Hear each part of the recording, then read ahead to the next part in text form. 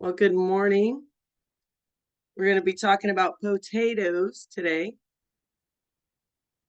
We got cut out the other day and everybody didn't get to join us on the 14th. So I hope everybody enjoys the presentation today. And hopefully everybody will feel a little more comfortable with growing some potatoes. All right, so we're going to start on some basics with potatoes. And the scientific name for the potato is Solanum tuberosum, and it's known mostly as the Irish potato. Most people love potatoes so much that we eat an average of about 125 pounds of potatoes a person each year. And that's a lot of potatoes. So even more reason to go out and start growing them this year. So most people know potatoes like cooler weather. So we don't usually talk about them in Florida. It's not something people usually think about, but it's definitely something you can do. Definitely something fun, something for the whole family. So the reason that we're doing potatoes in February is because potatoes like to grow when the days are warm and the nights are cool. And fresh vegetables at home also is just always something that tastes better.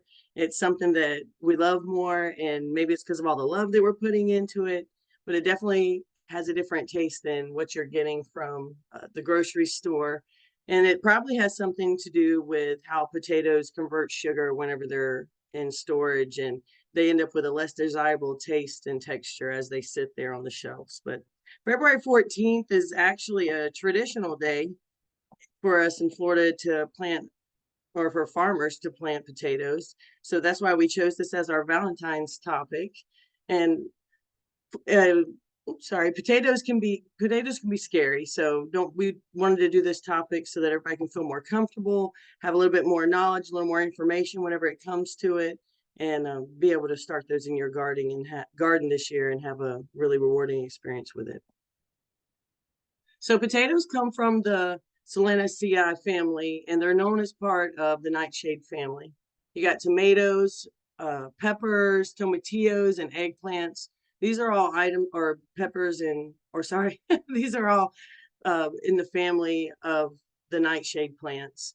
And something that I learned whenever I did this research, not sure if everybody else is aware of this, is that sweet potatoes actually aren't even, I guess, a potato in this family. They're on uh, their own family. They're doing their own thing, and they're part of the morning glory family. Something to think about whenever you're getting ready to plant your potatoes, not just throw them in the ground, is that they like loose and good drainage, slightly acidic soil, and they need about 6 to 8 hours of sunlight. And try to get it more towards the 8 hours of sunlight. These plants, they don't like to sit in water. If they sit in water, they can end up with waterlogging and rot. And that can be a challenge here in Florida, where we have a lot of rain, not just in spring, but it seems like we have it all year long. And a lot of times that's one of the biggest challenges for me at my house. I don't have a lot of room, so I grow them in containers and I grow them in bags, but it's just something to keep in mind. These guys definitely do not like excess water. So there's a lot of different potatoes out there. There's about 4 main potato categories, and there's about 3 types of potatoes within that category. So you can know whenever you're shopping around for your potatoes, you're going to know which one's the one you're going to want to be growing, depending on how you're going to want to be using them. So you have white skinned, red and blue skinned. We have russet, new and exotic varieties. And the new and exotic variety, it's not anything scary. So I know it sounds like it. It just means it's not easy to find. So, but as far as whenever you get down into the different types of potatoes, you're going to have chipping, which is best for frying into chips or fries. The table stock is for baking and mashing. And these have a lower moisture content. That's why they're good for that. And that's also with the chipping. It's about the way that they hold the oil whenever you fry them. That's why these types are good for that. And then there's all purpose, which is suited for any use that you have. So another way that you can you can sort potatoes is between determinate and indeterminate. Indeterminate potatoes are often late season varieties. They fruit over long periods. They have a higher yield because they're producing in layers. And these are like russet types, which aren't generally what we grow here in Florida, but there are a few different varieties within that russet category that we can grow. You just got to dig for them. And indeterminate doesn't mean that they're all late season varieties either.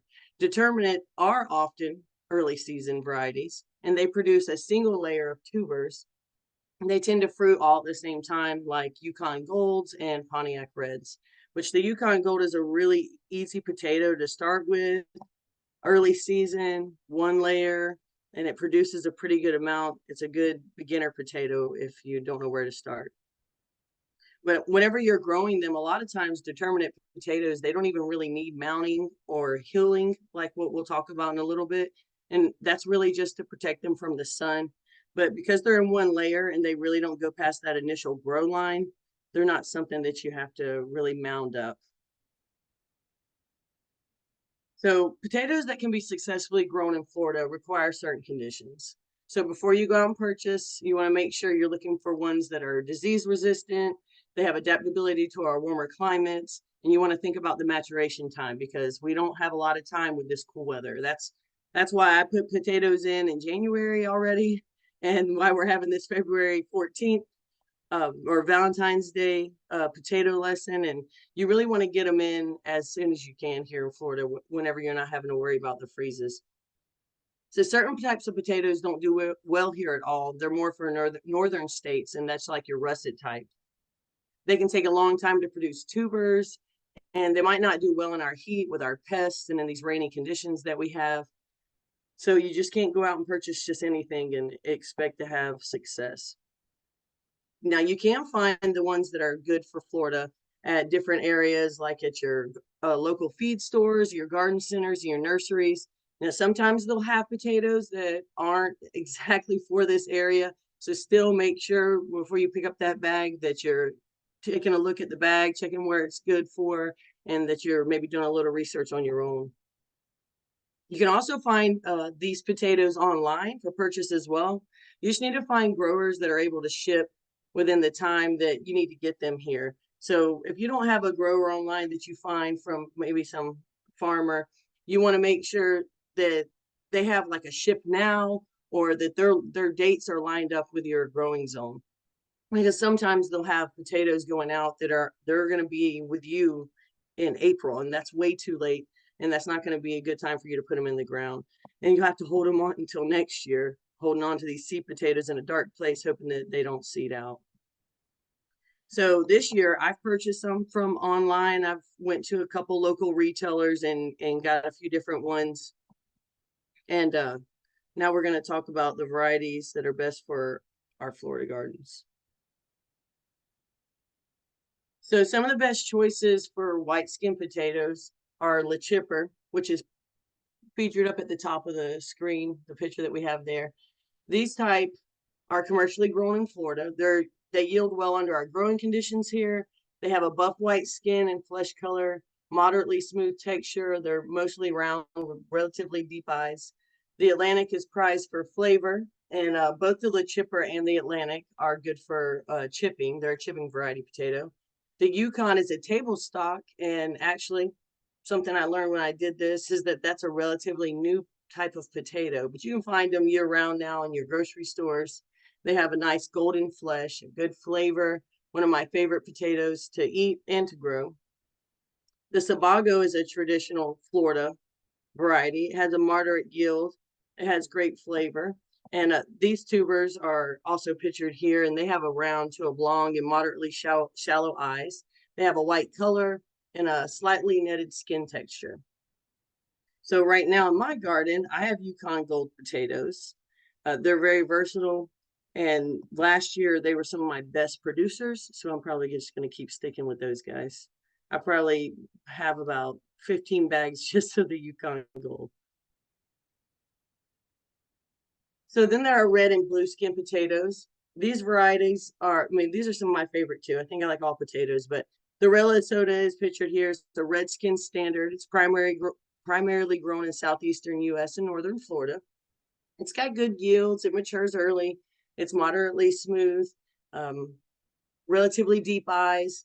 And then you go down, you have Southern Florida Standard, which is the Rouge. It's prized for its ruby skin.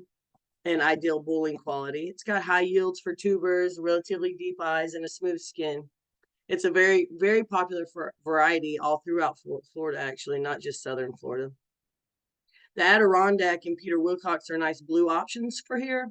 I actually have some of the Adirondack. I haven't seen even any to offer of the Peter Wilcox. I was looking for them whenever I was looking up this presentation research, but I did find Adirondack locally here, and it's a very excellent potato, nice purple, and it's got it's really juicy potato whenever I cut them up to prepare them. And in the picture here, you'll see them, and that's really true in the picture. The color, it's such a deep purple. It's beautiful.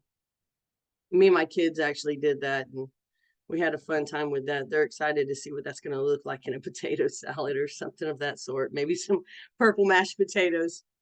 But currently, I'm growing rose gold from this category. It's a mid-season. I have some dark red Norland.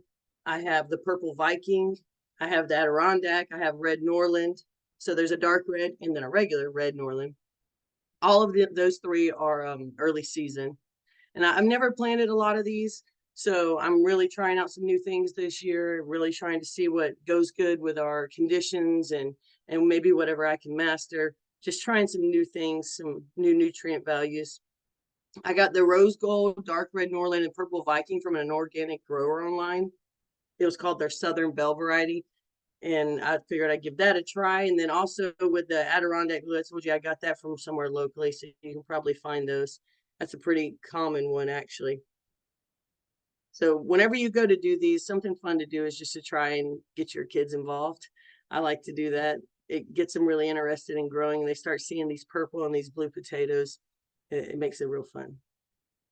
So then we're going to move on to these russet potatoes, which I know we said they're not really ideal for here, but there are different ones that you can find. This russet Norcata is an early harvest. It's 100 to 115 days, and that's a really good one for here. You can use them for baking. And then you have, I think it's a Corolla is what I found. That's also a type of russet.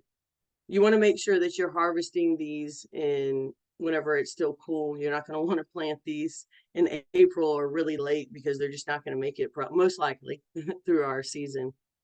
These potatoes that are pictured here, the russet Norcata, what's not pictured, but the ones that I'm talking about, those are a high yield. They have dark to dark brown skin tubers, netted skin texture.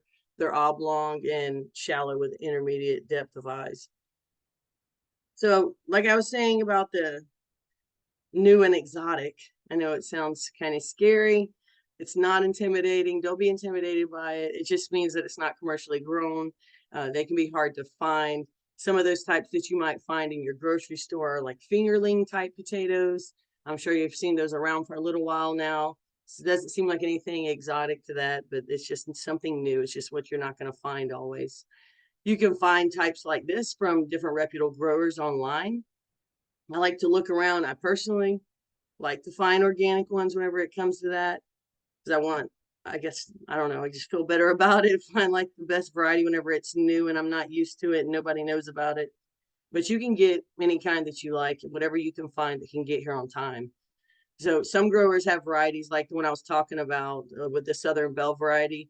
They're for these type of conditions. They kind of set the varieties up so that they'll fit into your growing areas and fit with your weather conditions, and hopefully you're just not intimidated and you'll go out and experiment with this and try some of these unusual and new varieties. There is an all blue that's pictured here.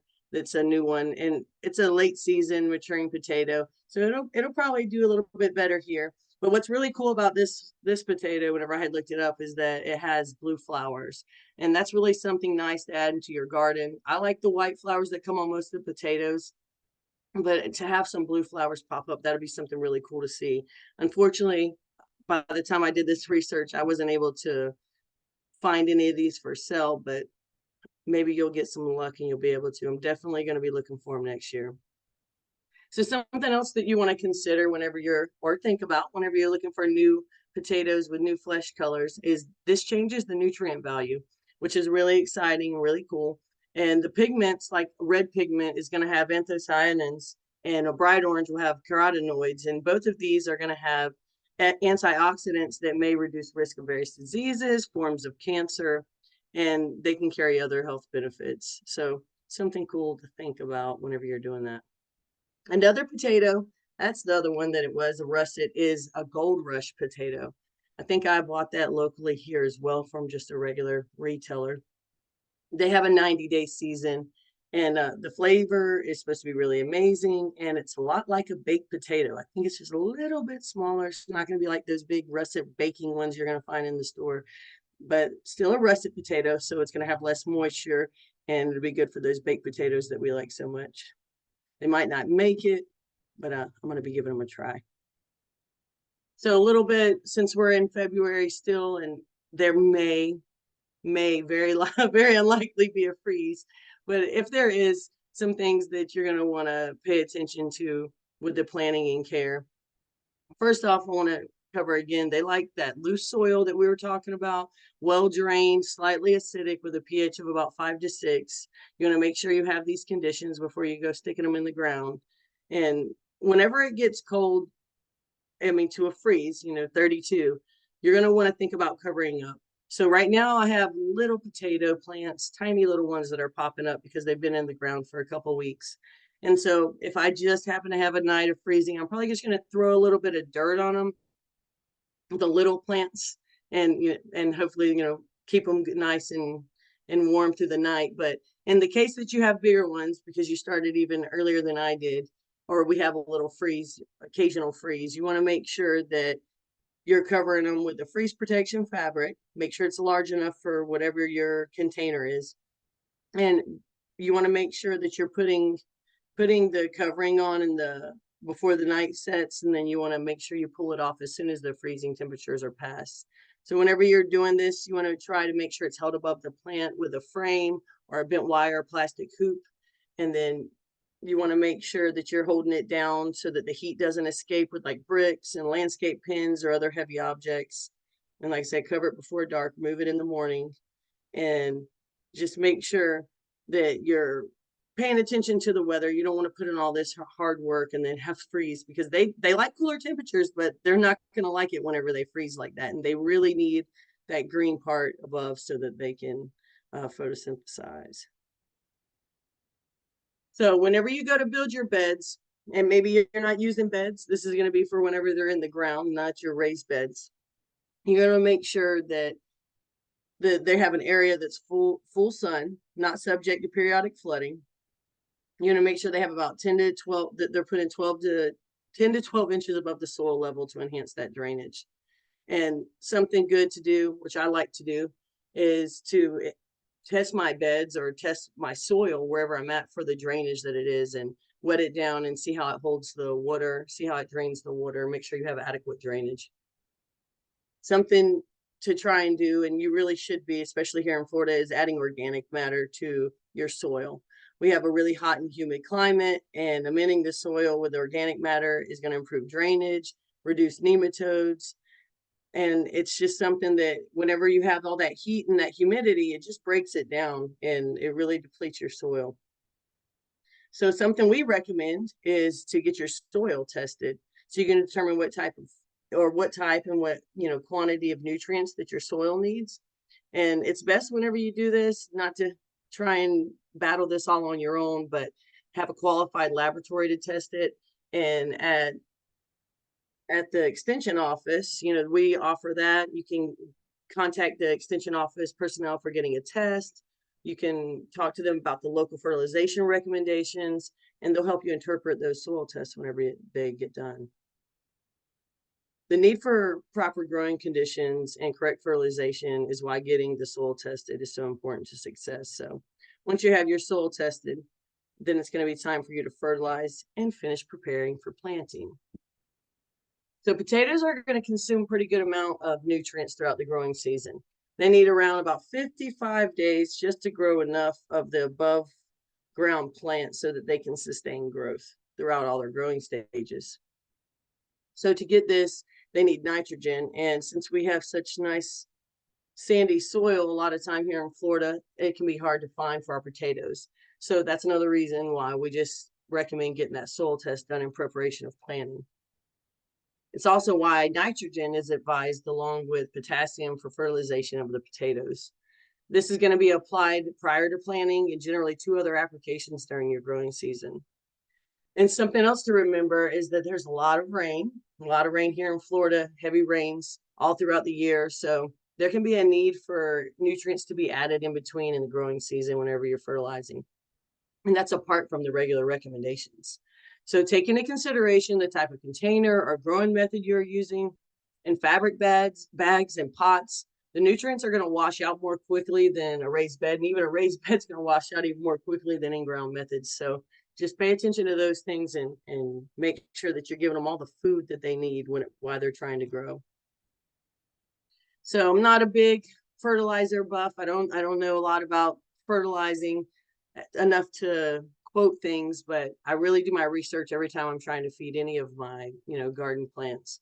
So I'm fairly new to all this. So I refer to the University of Florida guidelines for fertilization needs for potatoes. It's about 0.75 pounds of nitrogen and 0.5 pounds of potassium required per 100 foot of row at planting.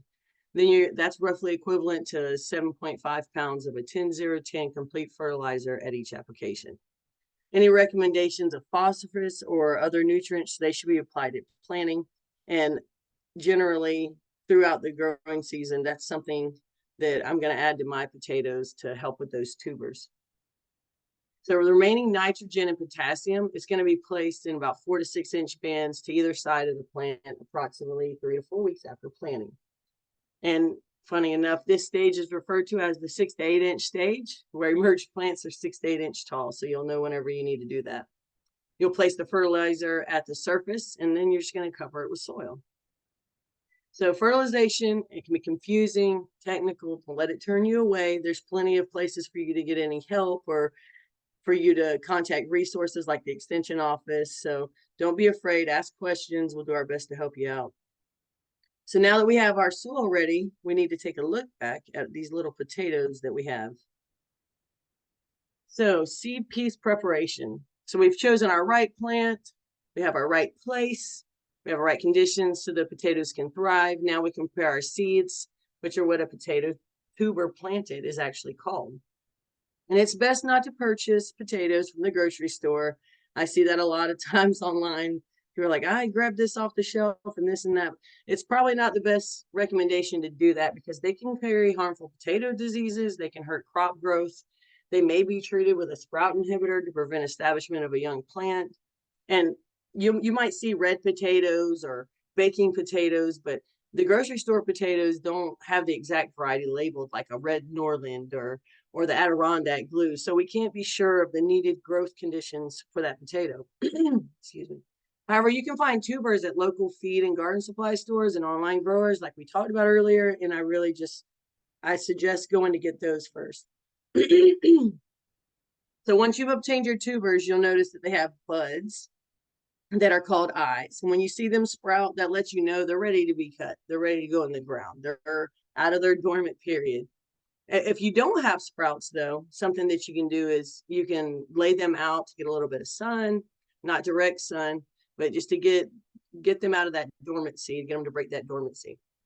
And even cutting can induce the sproutings, like they know it's time to go. So the dormant tubers, they can be stored for a few days in the light, like I was saying, to break that dormancy, but make sure you put them somewhere where it's like filtered or shaded light. And when you start cutting on the potatoes, you want to try and make as few cuts as possible. You want to ensure you're working with a clean blade. You want to avoid contamination. And the pieces of the cuts that you're going to make, the pieces are going to be the size of an egg with about 1 eye per seed. You really want to wait until those eyes are up and make sure you have eyes on each piece that you're putting into the ground just so you can have more success before you put them into the dirt. And they can be planted directly after cutting. I don't advise for that because I like to you'll see how juicy they are when you cut them. And I like to let that moisture just kind of dry up before I put them in there because the chance of rot is definitely increased whenever you put them directly into the ground. So I just don't recommend to do that. When you cut them and you're going to store them, you want to put them in a well-ventilated, cool and dark space for about a day or two. I put them in there and the next day they're dry. So just make sure they're in a well ventilated, cool, dark area. And whenever you're going to purchase, something to pay attention to is how much you need, how big your space is. So typically about a pound of potatoes yields 6 to 8 seed potatoes, seed pieces. So like I bought a 5 pound bag of Yukon Gold tubers and it had about 20 potatoes inside of the 5 pounds. And that was, I was able to cut those into about 40 pieces. That's why I have about 32 bags of potatoes. So if you're going to be put them in the ground, when you're planting them in the ground, you're going to want to space the seeds about 6 to 8 inches within the row and at least 36 inches between the rows. You're going to want to remember to put the eyes to the sky. So plant the eyes up with the cut sides down. You're going to give them a little push and then you're going to cover them with about 4 to 6 inches of soil. Because the seed potatoes are planted only about 4 inches below the surface, the new tubers are going to come in and they can push up above that surface. So you want to make sure you're paying attention to that because that can lead to sunburn whenever they're exposed to the sun. This can turn them green, which makes we're not going to be able to eat them. They're going to be inedible. And so because of this, that's why you're going to be adding extra soil or you're going to be healing the plants as they break through. If you want to use the soil between the rows for healing, you can, but you definitely will want to add soil as the sprouts grow. It's important not to overwater as well at this stage because it can promote tuber decay, loss of fertilizer, like we discussed. And our potatoes, they don't grow in overly moist soils. But at this point, you have a really small, well, smaller than it's going to be root zone, and they need less water than the mature plants do. There's another option for growing potatoes, which is what I use, because some people like me, we don't really have a lot of room for beds or rows. And luckily we can utilize grow bags or buckets. You can find them online. Grow bags are easy to acquire. They're easy to manage. They're good for potatoes because of the great drainage that they have. It offsets this rainy Florida spring and summer and all year round here in Florida. So there's no need for being careful whenever you're harvesting with a pitchfork and you're having to dig for those potatoes. We're just going to dump them in a barrel. We're going to dump them on a tarp like you see pictured here. It's just really easy to tend to. Very little need for weeding. You can control the nutrients. You can place them just about anywhere as long as there's adequate sunlight and it's not prone to flooding. There's no need to maintain the bed in the off season or rotate crops because once you dump them out, you can discard the soil, do whatever it is you feel to do with the soil, and then you can use them again. You can wash them, use a little bit of vinegar, a little bit of baking soda, but you can look up and see the best ways to sanitize your bags before use again. I've had mine for a couple of years. They've lasted probably about 3 growing season. I've had my potato bags or the different bags that I have, not necessarily just for potatoes. So to start, I put about 4 to 6 inches of soil in the bag, and then I put in the seed potatoes. And remember the eyes to the sky, just like whenever you put them in the ground. Give them that slight little push so they're kind of seated in there. And then you're about 3 to 4 seed pieces are fine. I try to stick more to the 3 so I can have more room because the more seed pieces you're going to put in there and the more nutrients they're going to take, and it's really going to reduce your yield. So then you're going to want to, once you got your seed pieces in the bag, you're going to want to put about another 4 to 6 inches of soil. And as that plant emerges through that soil line, I'm going to start adding just a couple more inches of soil each time, about 4 to 6 inches, depending on the size of your bag. I do this about maybe another 2 times as the stem keeps emerging. You don't want to cover the stem though. You don't want to cover that green plant. You want it to be able to do its job. So you just want to give it a little bit more room for it to build up those potatoes underneath. And then whenever I'm done, I like to put straw into my beds. So that's what I'll be topping them with, just for the mulching, the little bit of mulching. And that's also just to keep the sunlight out, keep a little bit of weeds that might pop in the sunlight. But once that first green plant emerges, so that you know that's your grow line. And that's really where it's going to start. It's going to start growing whenever we talked about earlier about those determinate potatoes and how they don't really have layers. So they only need a few more inches of soil, not the repeated type, like we said with the indeterminate. So make sure you know what kind you have so you'll know about the layers and what you want to know what your variety is. I personally use 10 to 15 pound, or sorry, gallon grow bags. and I put the 3 to 4 seeds in each one. And like I said earlier, I got about 32 bags out there with about 7 different types of potatoes growing. So I really like the potato bags. They've really worked for me. And hopefully you can try those out if you don't have the space. So we have right place, we have right conditions and fertilization. We need to be sure we understand our irrigation needs. And I've said it multiple times. I'm going to keep saying it. They do not like to be overwatered. Potatoes don't like this. It promotes tuber decay, loss of fertilizer. And actually, what will start happening if you're giving them too much is you're going to end up with some rough skinned and knobby tubers. And all this comes from moisture level swings throughout the growing cycle, as well as underwatering. It can cause irregular shapes.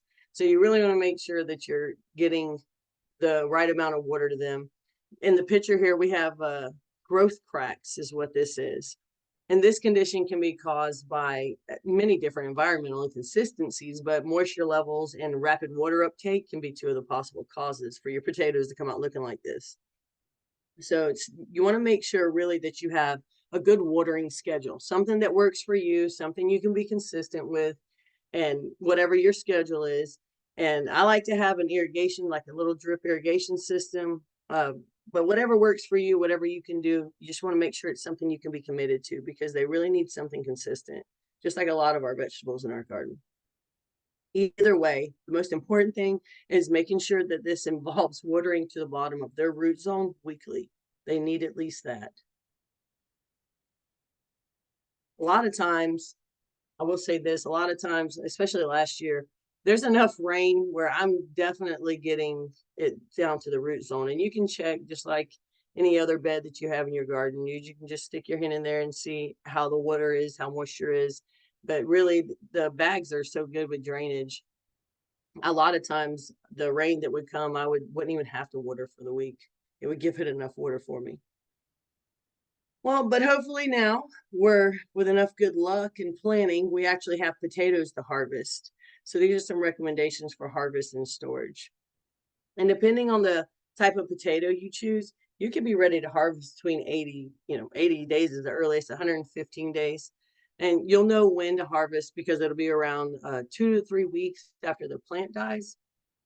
And whenever you're harvesting with a tool, if you're not in the well, even in raised beds you'll have a tool, but if you don't have the bags like me just to dump, you're going to want to make sure that you're slightly gentle. You don't want to damage these potatoes needlessly. You don't want to promote any disease or rot. So in case of bags or pots, you're going to dump them just like I said into a tarp or a wheelbarrow. But whenever you're getting them and you bring them out, you're going to make sure that you're just shallow digging. You don't want to damage your tubers. It limits the storage life. So if you find any green tubers at this time as well, or rotten ones, you just want to make sure you're discarding them. Now, sometimes the plants are going to keep on going and they're not going to have that dying away. And in the case of this, you want to make sure that you're removing the plants at the soil surface. If there's any exposed tubers, you're also going to want to make sure that you cover them in that 2 to 3 weeks that they're kind of curing under the ground. Mature tubers should have a tough skin, and this allows for longer storage. Cuts and bruises need to heal, like what we were talking about, in a cool, aerated place, if there are any, before you're moving them to their 10 to 14 day storage after harvest. After this, you're going to move them to their final storage. So they're going to be moved around a lot. And this place is going to be a cool place, and it's going to be a darker place, just like whenever we put them in our cabinets, somewhere that they can store. Not in a warm temperature. You want it a cool temperature, because at warm temperatures, your tubers may think it's time for them to go again. It's going to start growing the sprouts, and they're going to be ready to be planted. So like I said, remove any damaged, green, or rotten potatoes prior to placing them in that long-term storage, because it's going to greatly shorten that storage life. And it's really going to damage the rest of your potatoes if you have a rotten one in the bunch. And if you go to wash your potatoes before you store them, just make sure that you're letting them dry. You don't want no moist potatoes. They don't even like being moist whenever they're in storage. So these are just some stages of the growth cycle we're going to go through, so you'll know what you're looking for as you grow them, so you can know what's my plant supposed to look like, where's it at, and you can see how you're doing as you go. So over here, this is the sprout development, stage 1, 0 to 30 days. And this time is from the beginning of the planting stage. The eyes are going to develop, and then sprouts are going to emerge from that soil, which is about where mine are at right now. This time frame, it can be affected by the weather. We haven't had a lot of rain, so I've definitely been watering them myself the last few weeks. But you should see the sprouts emerge around 2 to 6 weeks after planting. I did mine around the last few days of January and the 2nd of February. And all of my red Norland potatoes have begun to sprout at the beginning of the week, which is really cool. And actually, yesterday, Adirondack blue were popping up, really dark purple plant coming through. I've not grown these, so I'm curious. I'm hoping that they're good and that they're not gonna, maybe they're gonna get greener as they grow. I haven't really looked into it yet, but still, I have quite a few of them. They're just all starting to pop through now, which is perfect timing, right where they need to be. But you're going to see the main stem, first leaves growing, and the root system is really developing at this stage. And they're going to be using up that starch that is in the seed potato. So that little seed potato we stuck in there, that's their life right now until they get that vegetative growth that's going to come up in this stage, stage 2. So this is around 30 to 55 days. And the leafy part of the plant, it should greatly grow in this stage. You're going to have a pretty little plant coming up. You want to ensure it's proper sunlight so they can begin their photosynthesis. And all of the extra energy that they have is going to be driven down so that the stolons, their little underground stems, or the tubers, can develop. These tubers are going to grow out the length of the underground stem, starting at the bottom to the uppermost stem. The short stems are what we call potatoes. And this is where the nutrients are going to be stored. And this was something I didn't know, but because the root of the plant, potato plant, is a stem and not a root, actually. That's why they're considered tubers. So we're in our stage 3 of our growth cycle.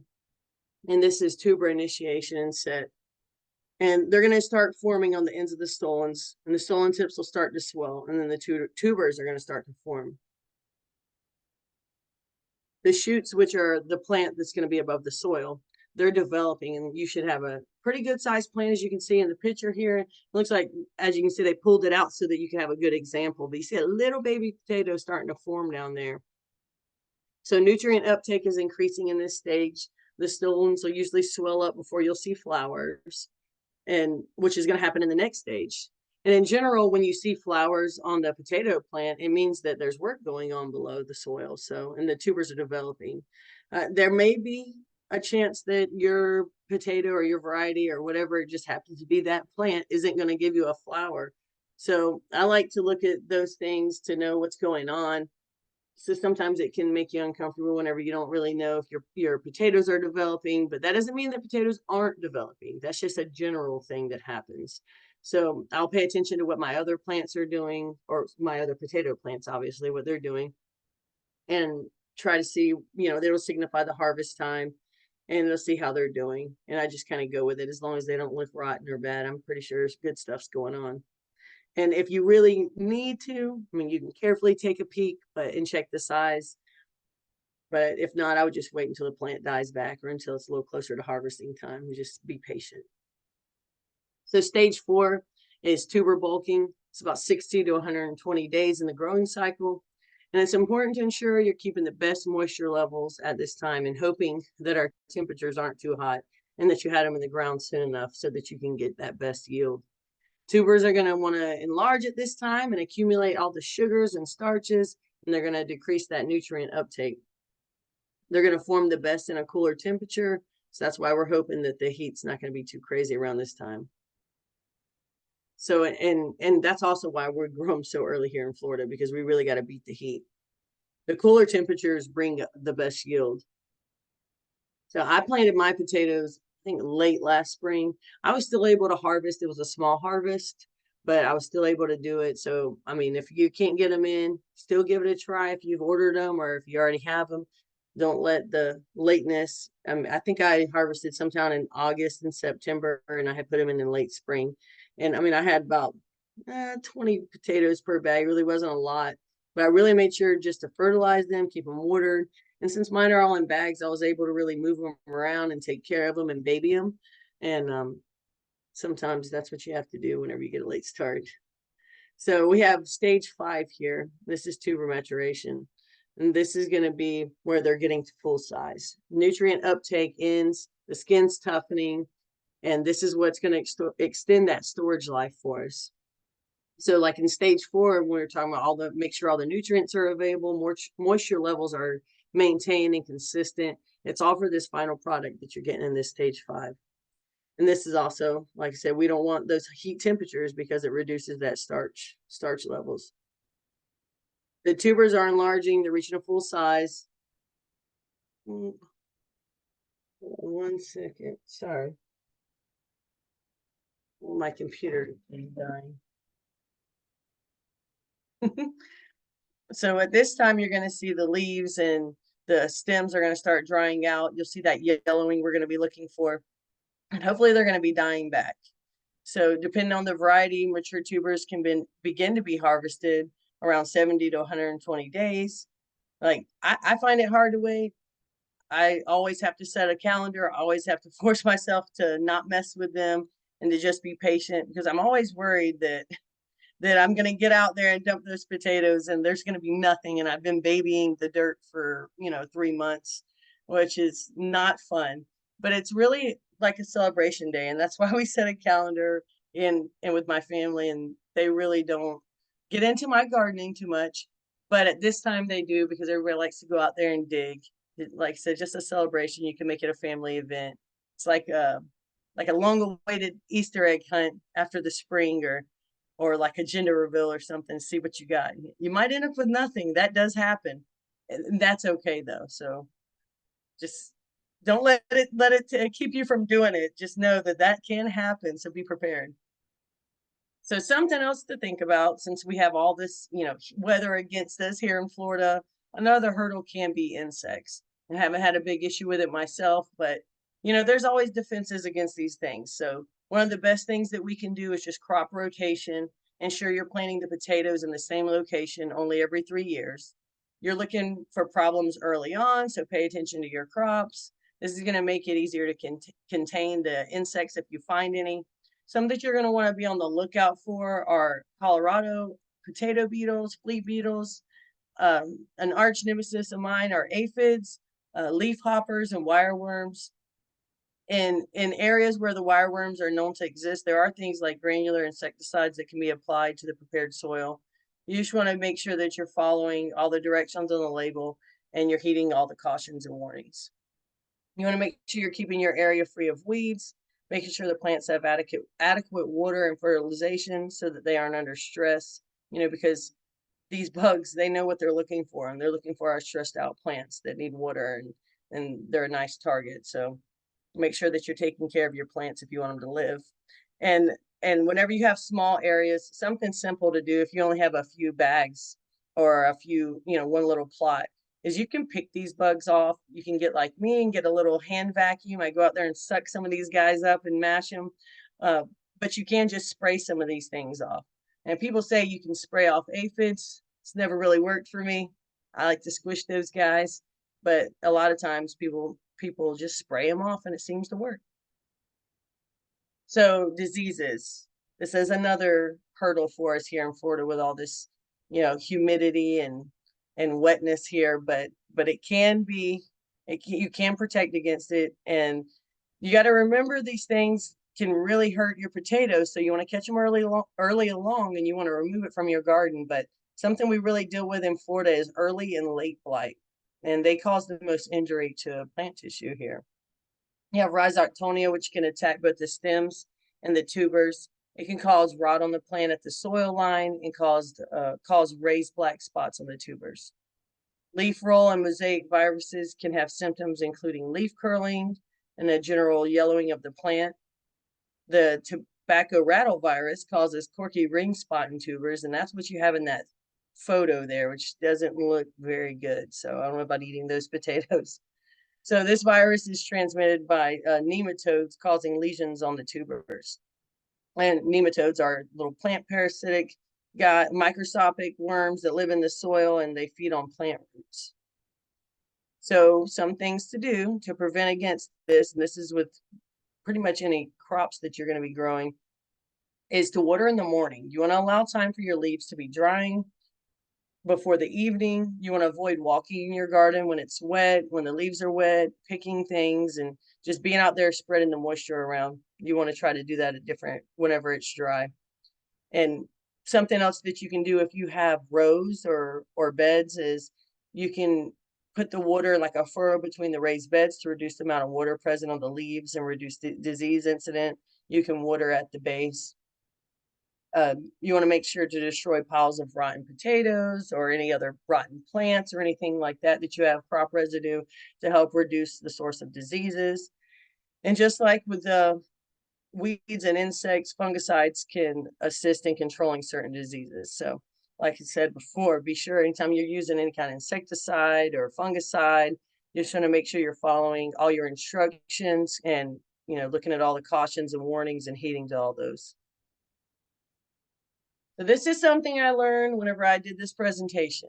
There is safety precautions to be taken with potatoes. So potatoes have relatively high levels of solanine in them. And this you'll find in your green potatoes. And earlier I said throw out the green potatoes, so this is why.